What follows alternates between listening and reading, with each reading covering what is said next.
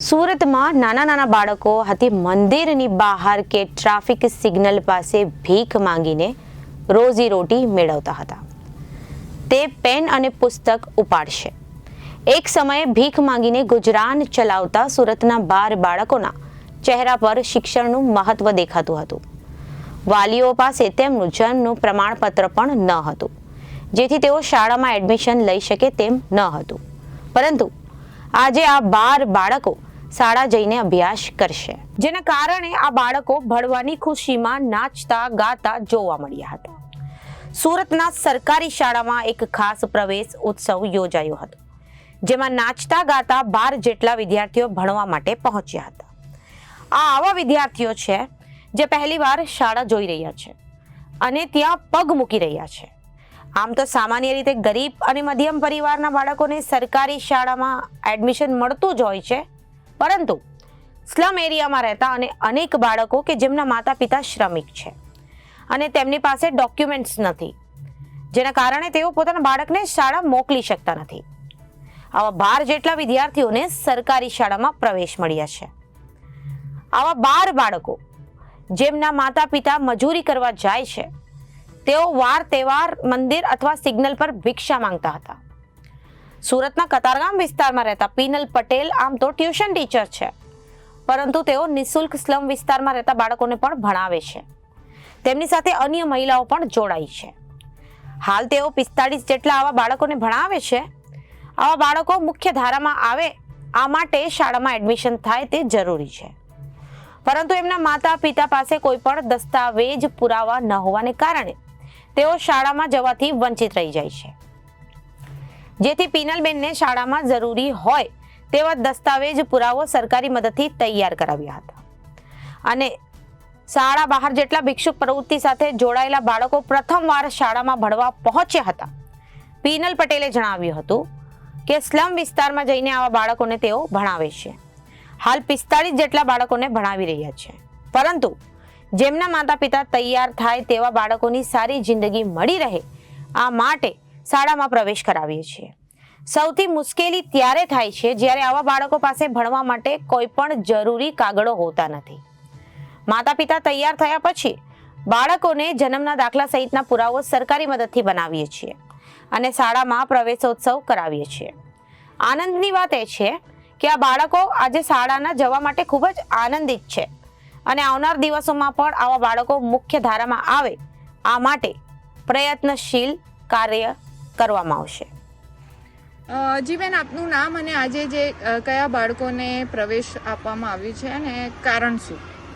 મારું નામ પીનલ પટેલ છે અને આજે સ્લમ એરિયાના બાળકોને એડમિશન અપાવ્યા છે ગવર્મેન્ટ સ્કૂલમાં.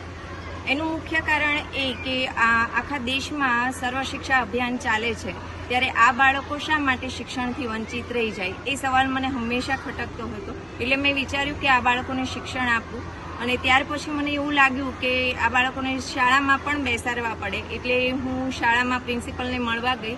એટલે પ્રિન્સિપલે તરત જ મને સથવારો આપ્યો, સહમત થયા અને પછી અમે સુરત શિક્ષણ સમિતિના ચેરમેન સ્વાતિબેન સોસાનો પણ સંપર્ક કર્યો અને ત્યારબાદ અમે સૌએ સાથે મળીને આ બાળકોને એડમિશન અપાવ્યા છે. શું બેકગ્રાઉન્ડ છે બાળકોનું અને કઈ રીતે આ લોકો માતા પિતા ગયા પછી ભિક્ષા માંગે? બેકગ્રાઉન્ડ તો સ્લમ એરિયાના છે જ. ટોટલી બધા જ બાળકો ઝૂંપડામાં રહે છે અને માતા પિતા છે એ વહેલી સવારે 4 વાગે મજૂરી કામ માટે નીકળી જાય છે અને બાળકો પછી આખો દિવસ રખડપટ્ટી કરે છે અને સમય મળતા વાર તહેવારે કે શનિ રવિ એ લોકો ભિક્ષા માંગવા માટે જાય છે.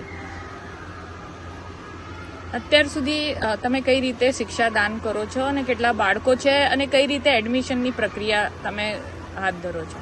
મારી પાસે અત્યારે 45 સ્ટુડન્ટ છે જેઓને હું વિનામૂલ્યે વિદ્યાદાન આપું છું અને એમાંથી ગત વર્ષે મેં 12 બાળકોને એડમિશન અપાવ્યા હતા અને આ વર્ષે પણ મેં 12 બાળકોને એડમિશન અપાવ્યા છે. અને એના માટે એ લોકોની પાસે જન્મ તારીખના દાખલા કે આધાર કાર્ડ એવા કોઈ ડોક્યુમેન્ટ્સ હોતા નથી. એટલે એના માટે સરકારી કામગીરી પૂર્ણ કરીને અમે એમને એડમિશન અપાવીએ છીએ. કે જે લાગણી જોવા મળી બાળકોના ચહેરા પર, એને લઈને શું કહેશો? આજે જે પ્રવેશ ઉત્સવ થયો શાળામાં એનાથી બાળકો ખૂબ ખુશ છે, કેમ કે બાળકો ઈચ્છે છે શાળાએ જવું, ભણવું, બધી જ વસ્તુ બાળકોને ગમે છે, પણ ક્યાંક માતા પિતા પાસે માહિતીનો અભાવ છે. સરકારી કાર્ય કઈ રીતે કરવું એ જ્ઞાન નથી અને પુરાવા માટે કોઈ ડોક્યુમેન્ટ્સ નથી, એટલે એ લોકો અટવાયેલા રહેતા હતા. પણ એક વાત નક્કી છે કે હવે આવા દરેક માતા પિતા અને આવા દરેક બાળકો પાસે પહોંચવું છે, જેથી કરીને આજે જે બાળકોના ચહેરા પર પ્રવેશ ઉત્સવમાં મેં ખુશી જોઈ છે એ આવા દરેક બાળકોના ચહેરા પર હું ખુશી. હું કતારગામમાં રહું છું અને 1.5-2 વર્ષથી આ કાર્ય કરું છું. આ વર્ષે બાળકોના માતા પિતા મજૂરી કામ કરે છે, બાળકો આખો દિવસ રખડતા હોય છે, ભીખ માંગવા જાય છે, એ રીતનું કરતા હોય છે, સ્કૂલે કોઈ જતું નથી. ક્યાંક માહિતીનો અભાવ છે માતા પિતા પાસે અને ક્યાંક ડોક્યુમેન્ટ્સ પણ એમની પાસે હોતા નથી, એટલે એ લોકો સ્કૂલમાં બેસાડવા માટે વિચારતા જ નથી. અને હું આવા બાળકોને એફિડેવિટ કરાવીને એ લોકોને સરકારી શાળામાં એડમિશન અપાવું છું. ગયા વર્ષે મેં 12 બાળકોને અપાવ્યા હતા, આ વર્ષે પણ 12 બાળકોને અપાવ્યા છે અને હજુ 3 થી 4 એડમિશન બીજા કરાવવાના છે. કઈ રીતે તમને આ વિચાર આવ્યો કે સેવાકીય પ્રવૃત્તિ કરવી છે? આમ તો હું પ્રોફેશનલી ટીચિંગ લાઇન સાથે જોડાયેલી છું અને મને સ્વપ્રેરણાથી જ આ વિચાર આવ્યો છે કે મારે આ બાળકોને ભણાવવા છે, કારણ કે આખા એ દેશમાં સર્વ શિક્ષા અભિયાન ચાલે છે, તો આપણા બાળકો ભણે અને આ બાળકો શા માટે શિક્ષણથી વંચિત રહી જાય. અને એમ પણ ચાણક્યએ ખૂબ સરસ કીધેલું છે કે વિદ્યાદાન એ પુણ્ય શાશ્વત છે. Reporter Arvind Rathod, Janadesh news, Surat.